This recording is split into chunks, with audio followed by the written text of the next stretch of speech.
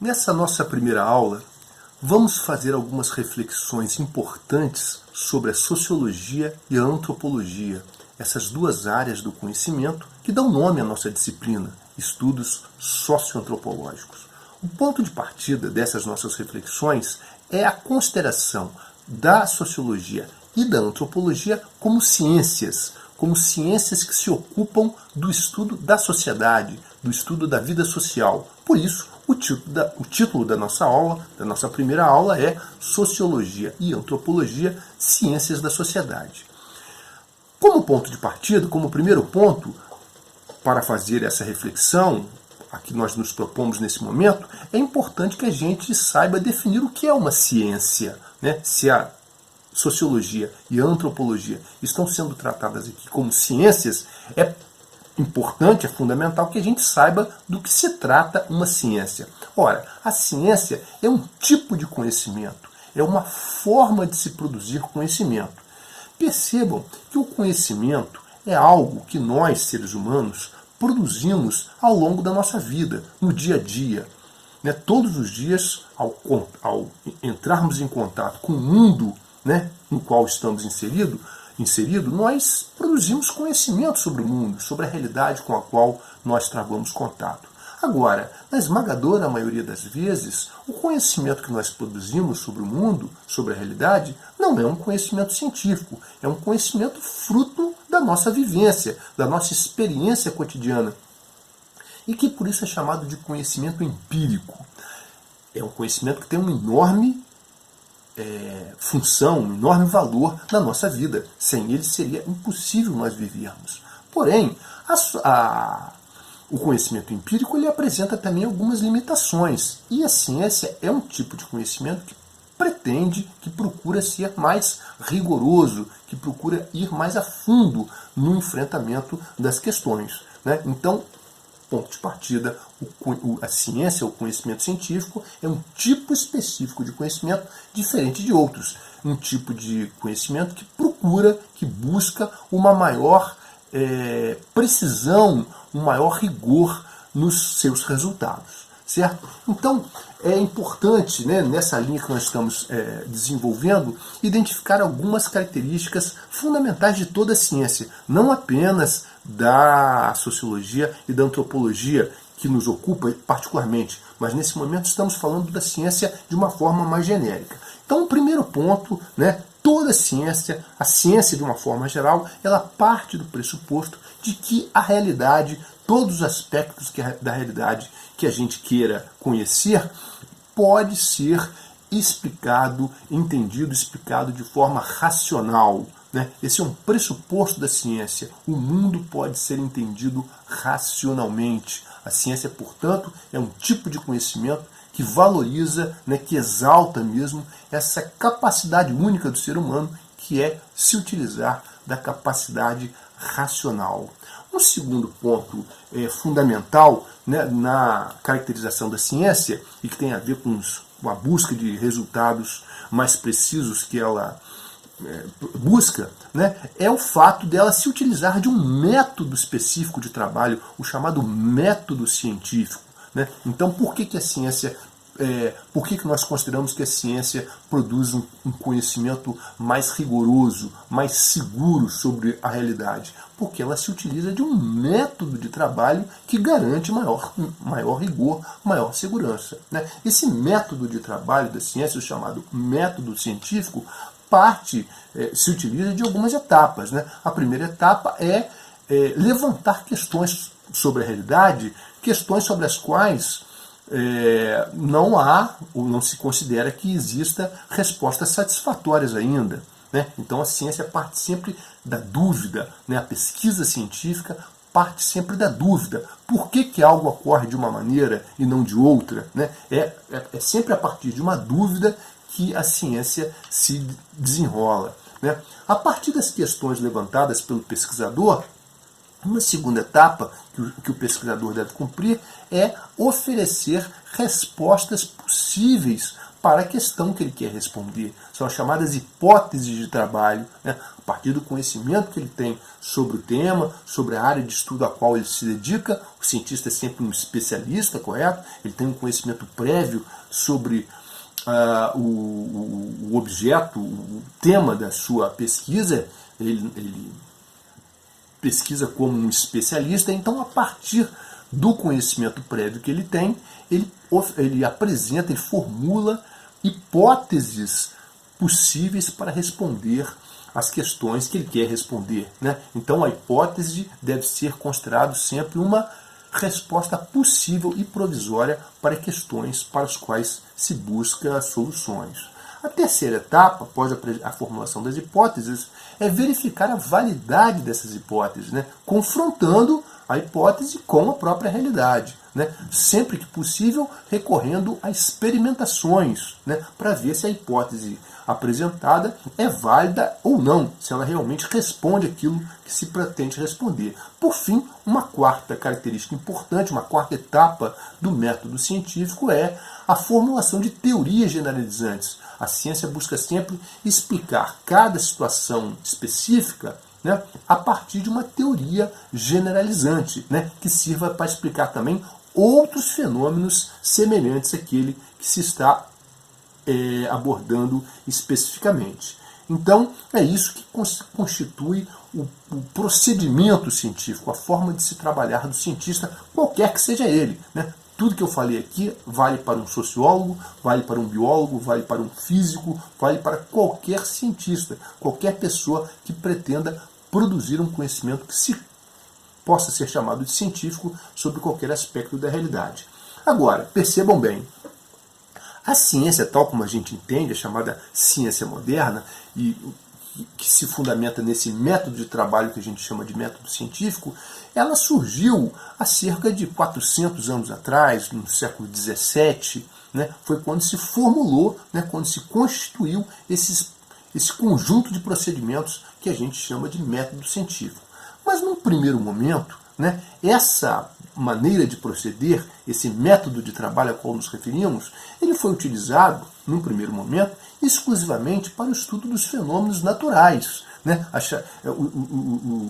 O estudo dos fenômenos da natureza. Tanto é assim que até hoje, quando falamos em ciência, a primeira coisa que nos vem à mente, normalmente, é de um cientista natural, um químico, um físico, trabalhando dentro de um laboratório, né, manipulando tubos de ensaio, correto? É uma imagem, vamos dizer assim, consolidada do trabalho do cientista, porque a ciência, de fato, nasceu a partir das investigações sobre o mundo natural, né? Vindo daí as três grandes áreas científicas da natureza: a química, a física e a biologia. A partir dessas, uma série de outras ciências que são especializações dessas. Porém, passado mais algum tempo, quando chegamos aí no século XVIII, na virada do século XVIII para o século XIX, surgiram alguns pensadores que levantaram a seguinte questão. Alguns pensadores preocupados em entender melhor a sociedade, a vida social, alguns pensadores que levantaram a seguinte questão: por que nós não utilizamos o método de trabalho que os cientistas naturais utilizam, que tem produzido resultados tão extraordinários no conhecimento do mundo, do mundo natural, por que nós não utilizamos esse mesmo método para as pesquisas na área social, né, nas investigações sobre a sociedade? Surge então daí a ideia de uma ciência social, ou de ciências sociais, que, repito, são posteriores às ciências naturais, né? Então, se a ciência a ciência moderna tem 400 anos, os métodos modernos de se pensar a ciência têm cerca de 400 anos, a utilização desses métodos na área da investigação, da pesquisa social, ela tem menos tempo. Ela não é exatamente recente, mas ela tem menos tempo. Ela vem da virada do século XVIII para o século XIX. Portanto, ela tem cerca de 200 anos. Né? Então, num primeiro momento, o que os cientistas sociais pretendiam era simplesmente utilizar os métodos de trabalho que biólogos, químicos e físicos já utilizavam nas suas áreas de estudo para o entendimento da realidade social. Com o passar do tempo, porém, ou não demorou muito, para se perceber que estudar a sociedade não é a mesma coisa que estudar a natureza, né? A sociedade e a natureza são coisas que têm dinâmicas diferentes, né? Estudar a sociedade apresenta algumas questões que não estão presentes no estudo da sociedade, né?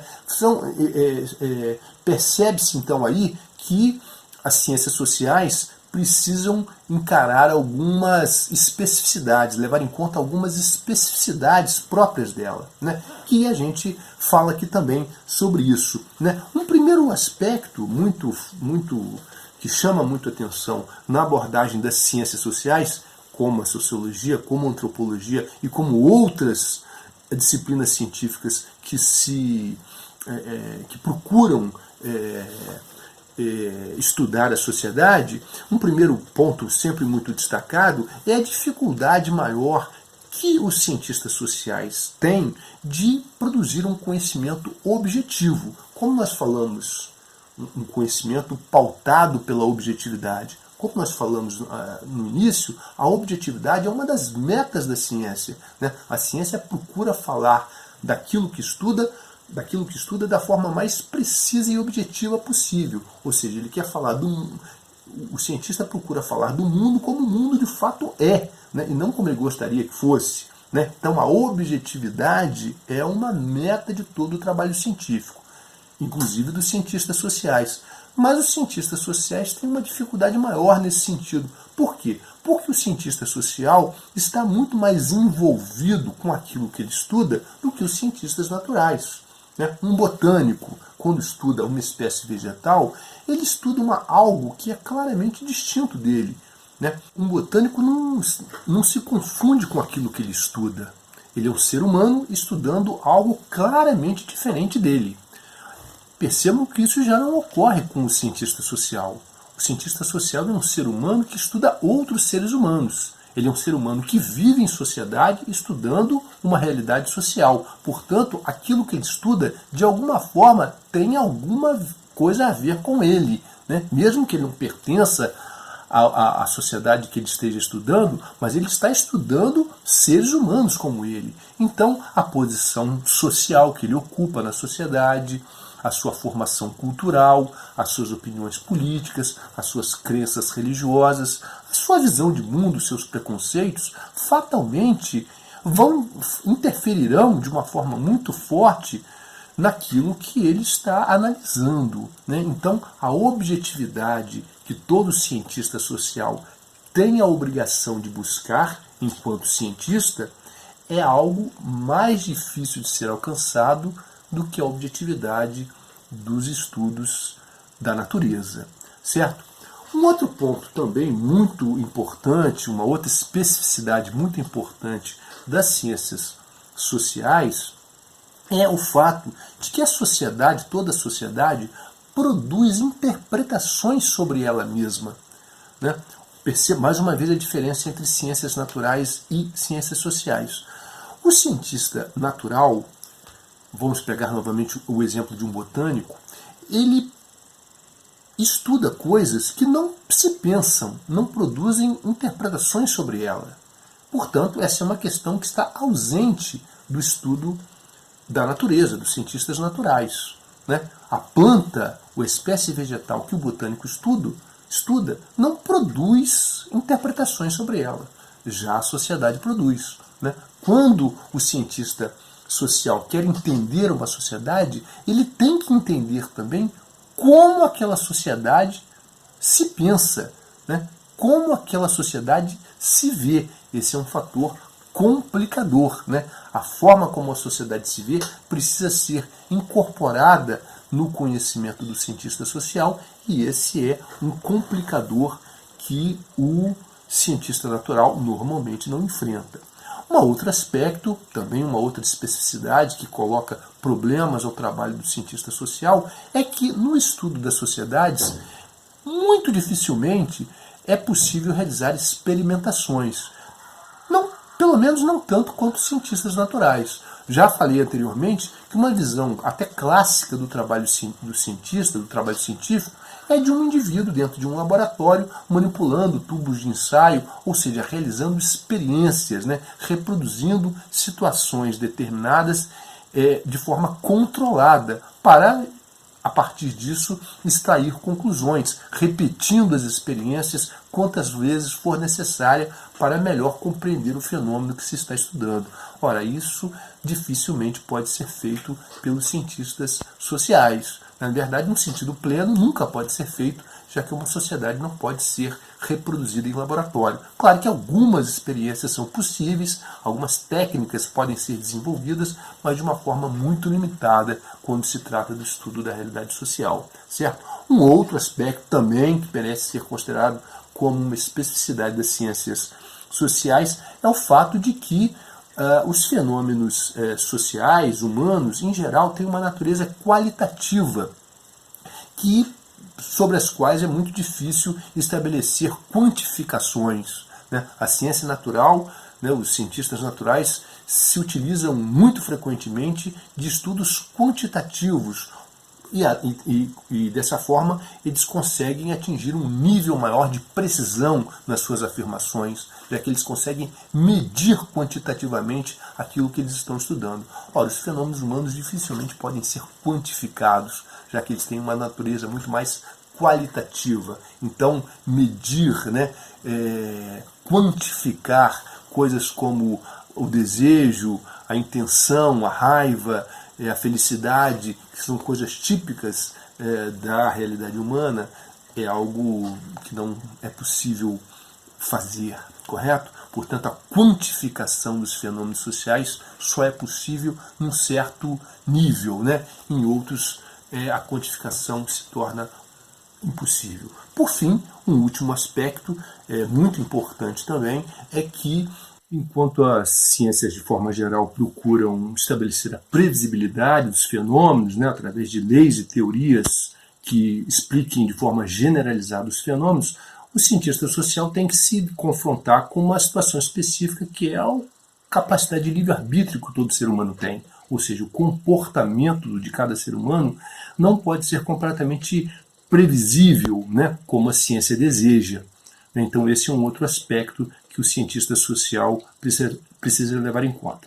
Agora, apesar de todos esses aspectos que eu me referi, isso não desobriga de maneira nenhuma o cientista social, sociólogo, antropólogo, qualquer outro cientista social, de buscar sempre a objetividade.